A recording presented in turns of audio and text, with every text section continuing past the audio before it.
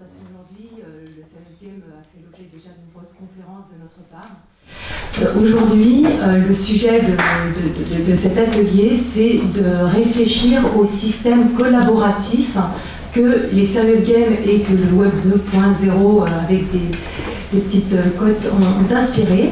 Comment est-ce que nous réfléchissons ensemble, Bayer et KTM Advance, pour proposer des solutions collaboratives d'accompagnement et de formation qui vont au-delà de ce qu'on peut faire avec les Serious Games. Je tiens aussi à dire que pour nous, les Serious Games sont des e-learning. Ce sont des dispositifs de formation qui empruntent à des registres pédagogiques qui ne sont pas les mêmes que les solutions classiques de e-learning, mais qui restent quand même des dispositifs de formation à distance. Donc c'est le i2 numérique. J'ai plein d'ados à la maison, j'en ai 4, et quand je les vois jouer à leurs jeux vidéo, et là je parle de jeux vidéo, ils sont comme ça, derrière leurs écrans, super concentrés. Donc moi, en tant que prof, je me dis, moi j'aimerais bien avoir plein d'élèves qui me regardent avec ce niveau de concentration et avec cet intérêt. Je ne sais pas, parce qu'ils ne sont pas du tout en train de rigoler, hein. Ils sont concentrés. Donc qu'est-ce qui fait qu'ils sont concentrés à ce point? Parce que les jeux sont compliqués, c'est-à-dire qu'ils investissent quelque chose, et moi ma question c'est, mais qu'est-ce qu'ils font? En fait, il met en place tout un tas de compétences de l'ordre de l'optimisation, de l'ordre du tri, de la sélection, et tout ça tourne dans leur tête.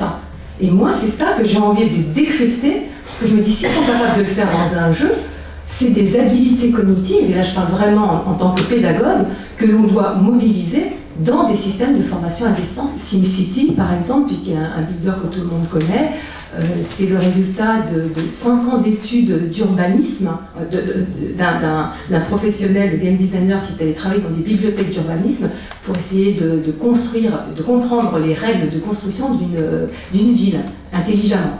Donc voilà, il n'a pas imaginé ça en une nuit, c'est du travail, c'est un travail que je considère de pédagogue, et il met donc ce système à disposition de joueurs qui vont eux-mêmes se challenger pour essayer de construire intelligemment une cité, et devenir le maire ou de prendre des responsabilités.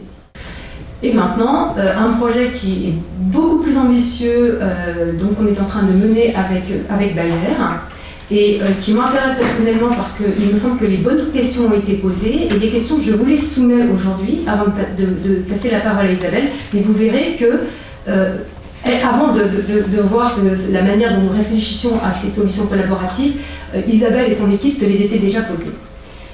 Donc, comment est-ce qu'on doit créer une communauté apprenante en ligne? Au départ, il me semble indispensable de clarifier le but de cette communauté. 20 bonnes pratiques dans les années à venir, et puis s'accorder sur ces 20 nouvelles pratiques. Peu importe, il faut en tout cas que l'objectif soit fixé. S'assurer bien évidemment que chacun maîtrise les outils. Une fois qu'on a dit qui, il faut s'assurer que tout le monde va pouvoir, même si ces outils sont maintenant très intuitifs, il faut quand même s'assurer que tout le monde, puisqu'on est quand même sur des générations, on est sur des transgénérationnels en entreprise avec une familiarité plus ou moins développée avec l'outil informatique, tout le monde il peut y accéder avec autant de facilité et de plaisir. Développer aussi des compétences complémentaires éventuellement, puisqu'on va mettre en place obligatoirement des médiateurs, des facilitateurs.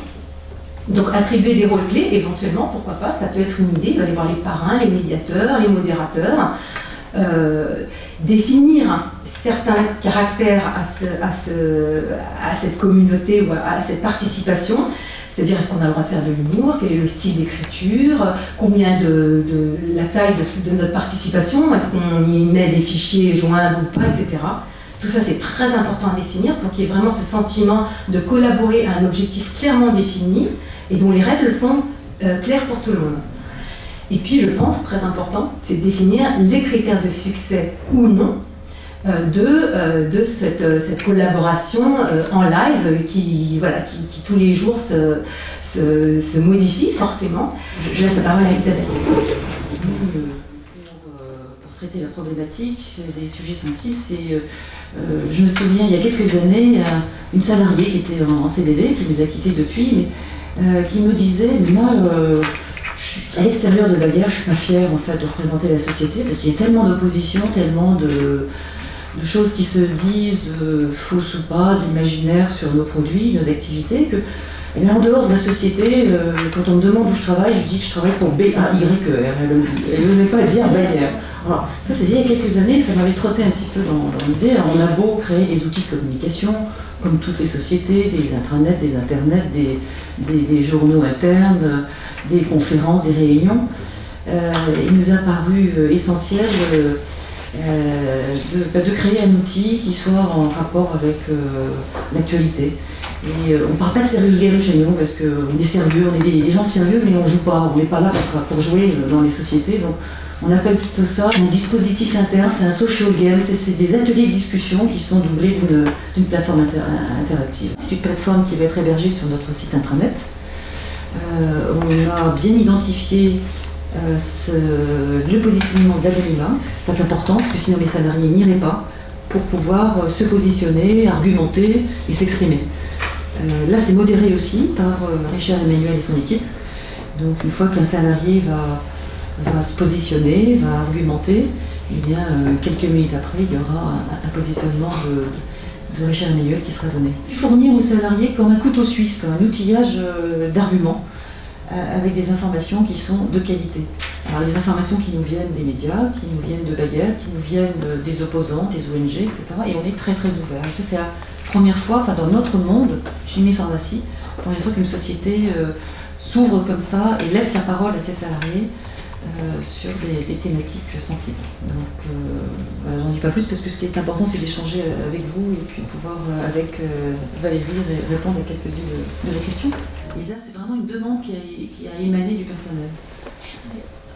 Si je peux me permettre une remarque, si on veut être positif, on peut considérer que en fait ça rentre dans le cadre apprentissage entre guillemets, mais plus de la sensibilisation en fait, hein, voilà, l'éducation. Et si on veut être négatif, on peut, c'est-à-dire tel que c'est présenté, ça pourrait être considéré comme de la manipulation en fait. Non, on n'est pas du tout sur de la manipulation. Et ce que je pense, mais effectivement, c'est au comité d'experts qui se réunit qui doit travailler ça. Bien évidemment, il faut aussi probablement ce que disent les journaux, ce que disent la presse. Il faut. De toute façon, je pense que ce genre de dispositif n'aura d'intérêt que s'il n'y a pas que du pour sur Bayer, sinon personne n'ira, bien évidemment. Et pour en avoir discuté avec Isabelle, c'est bien évidemment une condition sine qua non, c'est d'avoir du très négatif et du très positif, parce que c'est bien ça la science, et puis qu'après on se fasse son idée personnelle, vraiment. On n'a pas peur de montrer qu'il y a des choses négatives, parce qu'on ne veut pas que l'apprenant, à la sortie de l'atelier de discussion, ou bien lorsqu'il aura fini de jouer sur la plateforme Tam-Tam, on va lui demander de changer d'avis. On ne va pas le faire changer d'avis, c'est pas ça. On lui laisse la possibilité de s'exprimer. Comment on introduit ici, dans la conception, l'utilisateur final, qui est le salarié, pour justement garantir que ce dispositif de formation et de sensibilisation soit effectivement utilisé et accepté par les salariés de chez Bayer?